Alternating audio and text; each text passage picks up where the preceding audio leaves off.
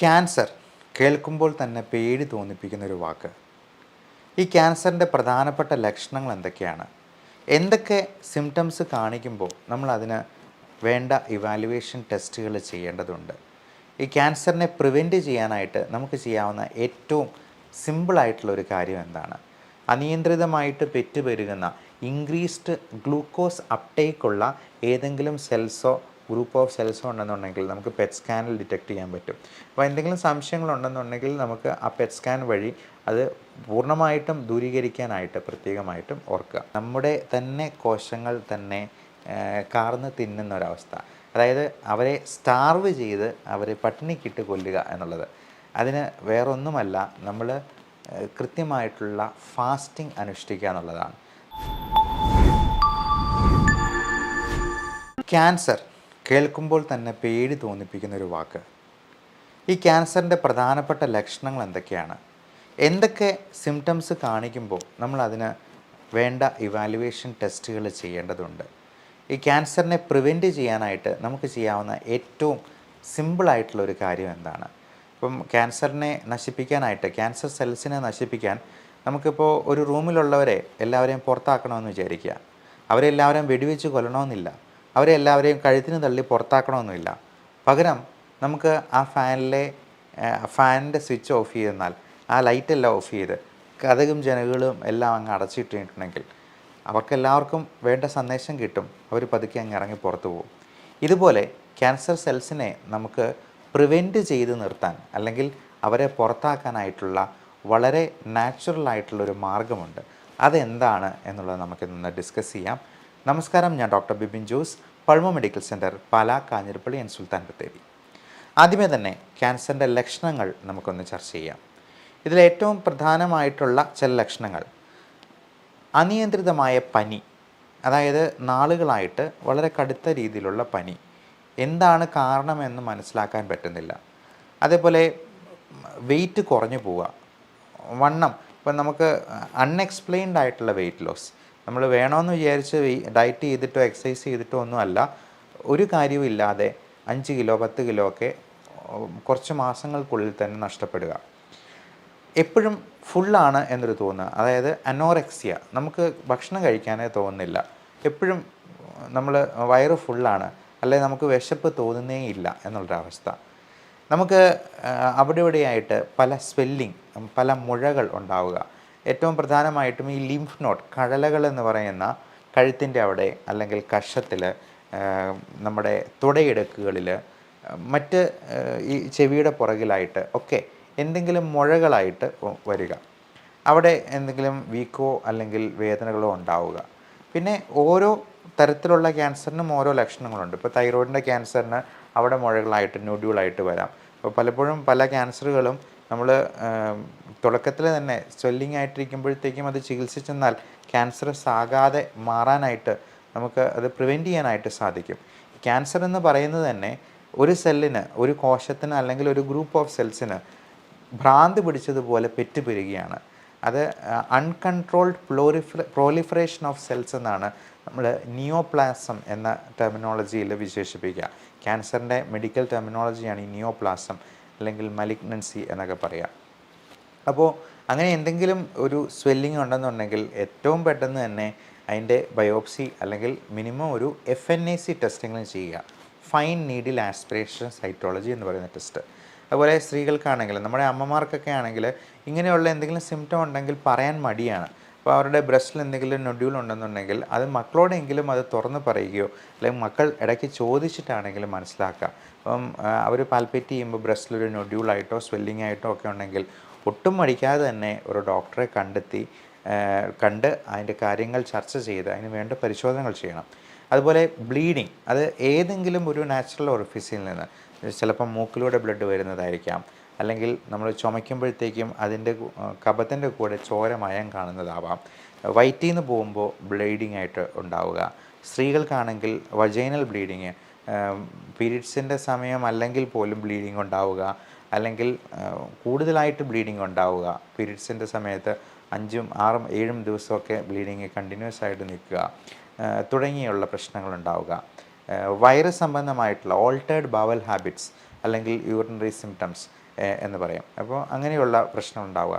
യൂട്രസിൻ്റെ അല്ലെങ്കിൽ endometrial cancer അല്ലെങ്കിൽ ovarian cancer, cervix, ഇതിനെല്ലാം പലതരത്തിലുള്ള ലക്ഷണങ്ങളാണ്. അപ്പോൾ നമുക്ക് ഇത്തരത്തിലുള്ള ലക്ഷണങ്ങൾ എന്ത് കണ്ടെന്നാലും നിങ്ങൾക്ക് ഒരു സുഹൃത്തിനെ പോലെ സംസാരിക്കാവുന്ന ഒരു ഡോക്ടറിനെ കണ്ടെത്തി അതിന് വേണ്ട ഇവാലുവേഷൻ ചെയ്യേണ്ടത് വളരെ വളരെ അത്യാവശ്യമാണ്.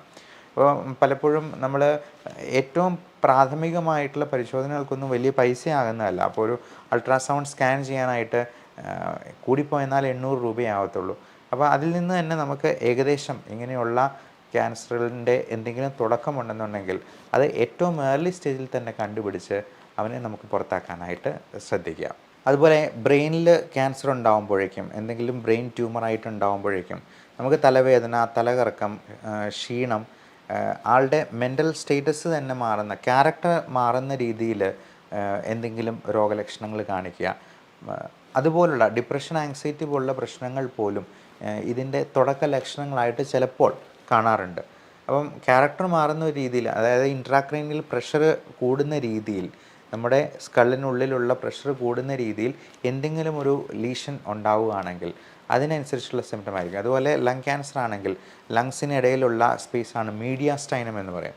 അപ്പോൾ അങ്ങനെയുള്ള ക്യാൻസറുകളാണ് പലപ്പോഴും ലിംഫോമ, സെമിനോമ തുടങ്ങിയ ക്യാൻസറുകളൊക്കെ. അപ്പോൾ പല സെലിബ്രിറ്റീസും യുവരാജ് സിംഗിനെ പോലെ, മമത മോഹൻദാസ് എന്ന നടിയെപ്പോലെ ഒക്കെ പല ആൾക്കാരും ഇങ്ങനെയുള്ള ക്യാൻസറിൽ നിന്നും പൂർണ്ണമായിട്ടും മുക്തി പ്രാപിച്ച് ജീവിതത്തിലേക്ക് വളരെ സക്സസ്ഫുൾ ആയിട്ട് തന്നെ തിരിച്ചു വന്നിട്ടുള്ള ആൾക്കാരാണ്.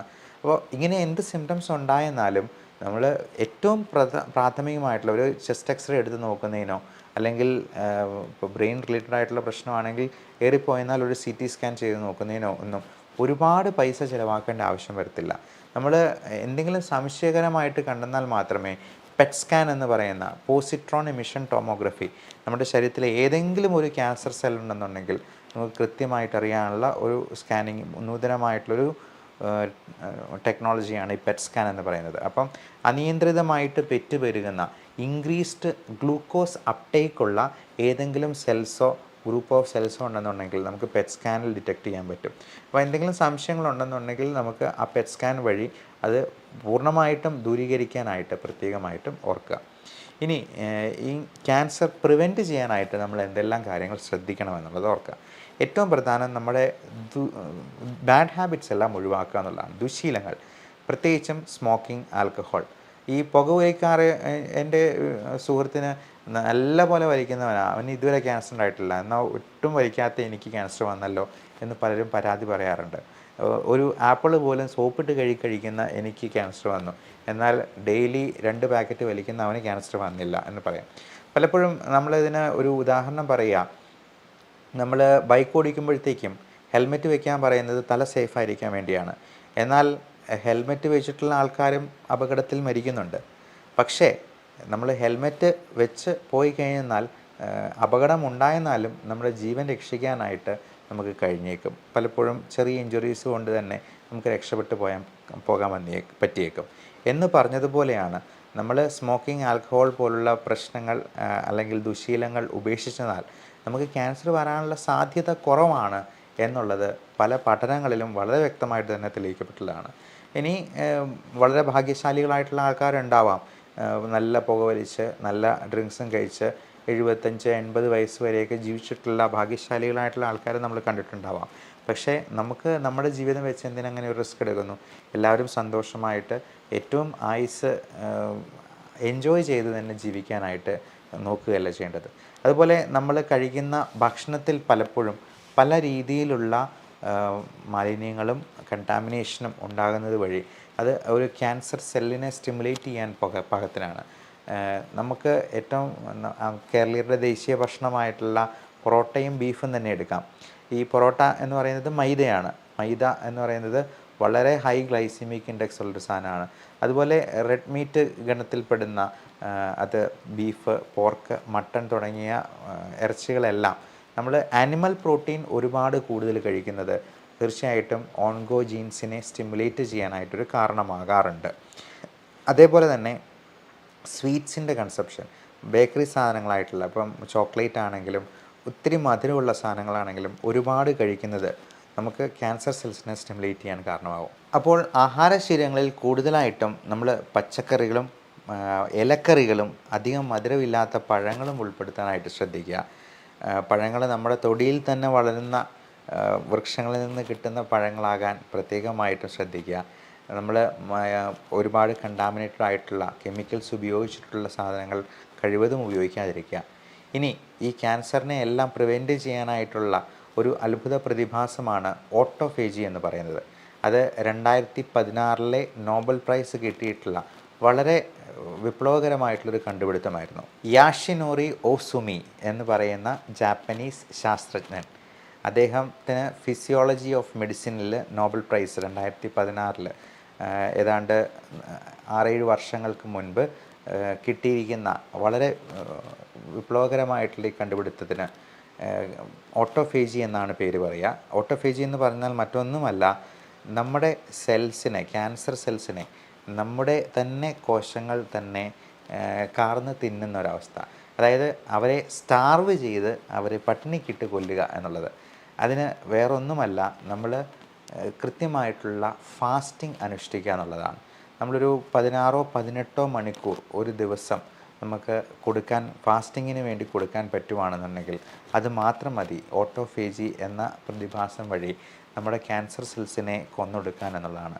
അപ്പോൾ മാസത്തിലൊരിക്കലോ അല്ലെങ്കിൽ ഒരു 3 മാസത്തിലൊരിക്കലോ എങ്കിലും ഈ പറയുന്ന ഇൻ്റർമിറ്റൻറ്റ് ഫാസ്റ്റിംഗ്, അത് 16 മണിക്കൂറോ 18 മണിക്കൂറോ എങ്കിലും നമുക്ക് അനുഷ്ഠിക്കാൻ കഴിയുവാണെങ്കിൽ അത് തന്നെ നമ്മുടെ ക്യാൻസറിനെ പ്രതിരോധിക്കാനായിട്ട് ഏറ്റവും വളരെ സഹായിക്കുന്ന ഒരു സംഗതിയാണ് എന്നുള്ളത് ഓർക്കുക. ഈ ഓട്ടോഫേജി എന്ന വാക്കിന് സെൽഫ് ഈറ്റിംഗ് എന്നൊരർത്ഥം കൂടിയുണ്ട്. അതായത് നമ്മുടെ ക്യാൻസർ സെൽസിനെ നമ്മുടെ കോശങ്ങൾ ഉപയോഗിച്ച് തന്നെ അങ്ങ് കാർന്ന് തിന്നുക.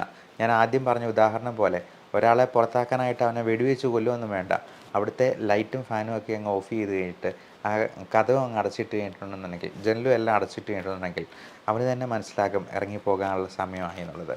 ഇതുപോലെ നമുക്ക് ഈ സെൽഫ് ഈറ്റിംഗ് വഴി, ഓട്ടോഫേജി വഴി ക്യാൻസറിനെ പടിക്ക് പുറത്ത് നിർത്താനായിട്ട് എല്ലാവർക്കും സാധിക്കട്ടെ. നല്ല ആരോഗ്യം ആശംസിക്കുന്നു. Love and regards, doctor Bibin Jose, Pulmo medical centre, Pala, Kanjirappally and Sultan Bathery.